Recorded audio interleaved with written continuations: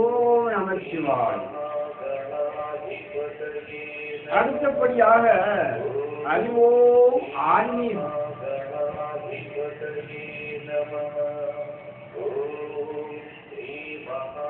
மகான்கள் தான் அவதரித்து நமக்கு பல உண்மைகளை பழமொழிகளை தந்து சென்றிருக்கின்றார்கள். அப்படிப்பட்டவர் யார்? சீரடி சாய்பாபா, சுவாமி விவேகானந்தர், திருவானந்த வாரியார். இவர்கள் நமக்கு என்ன சொல்லி வைத்து சென்றிருக்கின்றார்கள் அதை பார்ப்போம். தேடி வருவோரை அலட்சியம் செய்யாதீர்கள். நம்மளை தேடி வருகிறவர்கள் அலட்சியம் செய்யக்கூடாது என்று சீரடி சாய்பாபா சொல்லுகிறார். உங்களிடம் உதவி கேட்டு வருகின்ற யாரையும் இல்லை என்று திருப்பி அனுப்பி விடாதீர்கள். நீங்கள் முன்பட்ட கடன் இருக்கும், அதனால் தான் அவர்கள் உங்களை தேடி வருகிறார்கள். ஓ நமச்சிவாய். நீங்கள் 7 கடல் தாண்டி இருந்து கொண்டு என்ன செய்தாலும் அது இங்கே இருக்கின்ற எனக்கு நன்றாக தெரியும். நீங்கள் எங்கு சென்றாலும் நான் உங்களுடனேயே இருப்பேன். என்னில் இருந்து வேறாக உங்களை எண்ணாதீர்கள். நாம் ஒன்றே, நீங்களும் நான் ஒன்றே என்று தேடி சாய்பாபா பாருங்கள். உங்களிடம் உதவி கேட்டு வருவதை அடையும் திருப்பி அனுப்பி வரக்கூடாது. நீங்கள் முன்பட்ட கடல் இருக்கும், அதனால் உங்களை தேடி வருகிறார்கள். 7 கடலை தாண்டி இருந்தாலும் அது எங்கு இருக்கிறது என்று நன்றாக தெரியும். எங்கு சென்றாலும் நான் உங்களுடனே இருக்கிறேன். ஏனெனில்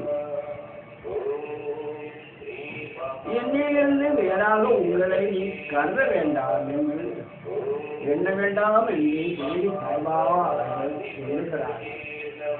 ஒரு சிறப்பான ஒரு பொன்மொழிகள் கருத்து. ஓம் நமச்சிவாய. அடுத்தபடியாக சுவாமி விவேகானந்தர் என்ன சொல்லுகிறார் பார்க்கலாம். பாமரராகிய இதுதான் கல்வி.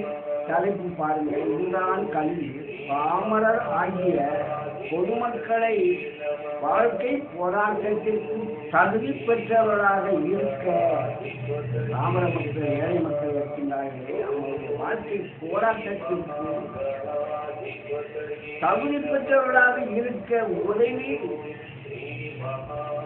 செய்யாத கல்வி, உறுதியாக நல்ல ஒழுக்கம், பிறருக்கு உதவி செய்யும் ஊக்கத்தையும், சிங்கம் போன்று மன உறுதியையும் வெளிப்படுத்த பயன்படாத கல்வி. இப்படிப்பட்ட கல்வியை கல்வி என்று சொல்வதற்கு பொருத்தமாகுமா?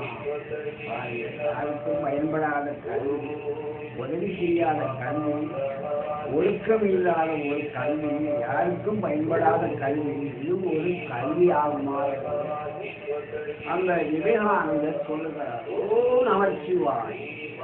எத்தகைய கல்வி தன்னம்பிக்கை தந்து ஒருவரை தனது சொந்த காலில், எந்த கல்வி தன்னம்பிக்கையை தந்து ஒருவனை தனது சொந்த காலில் நிற்கும்படி செய்கிறதோ அதுதான் உண்மையான கல்வி. விவேகானந்தர் பாருங்க, இந்த அறிவிற்கு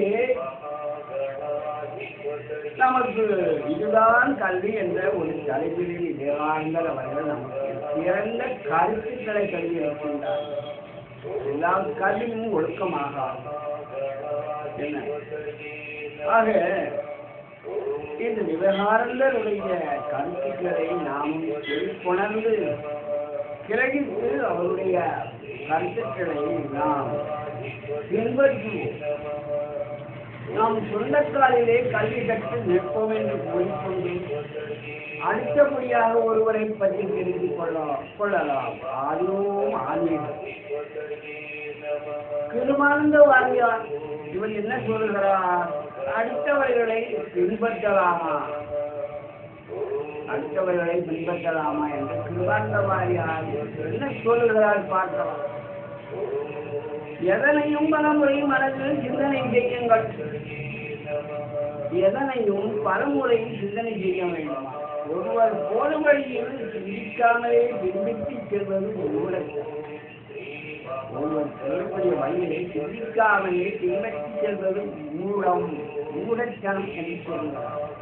ஓ நமச்சிவாய்.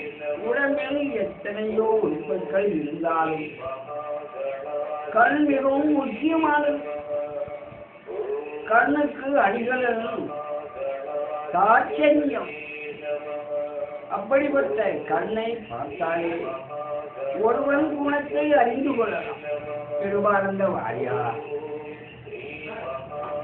உடம்பில் எத்தனையோ உறுப்புகள் இருக்கின்றது. உடலில் எத்தனையோ உறுப்புகள் இருக்கின்றது. இருந்தாலும் கண் மிக முக்கியமானது. கண்ணுக்கு அடிகளும் தாட்சண்யம். அப்படிப்பட்ட கண்ணை பார்த்தாலே ஒருவன் குணத்தை அறிந்து கொள்ளலாம். கண்ணை நேரில் பார்த்தாலே தெரிந்து போகும் நம்முடைய குணம். திருவானந்த வாரியார் நமக்கு இருக்கிறார். ஓ நமச்சிவாய்.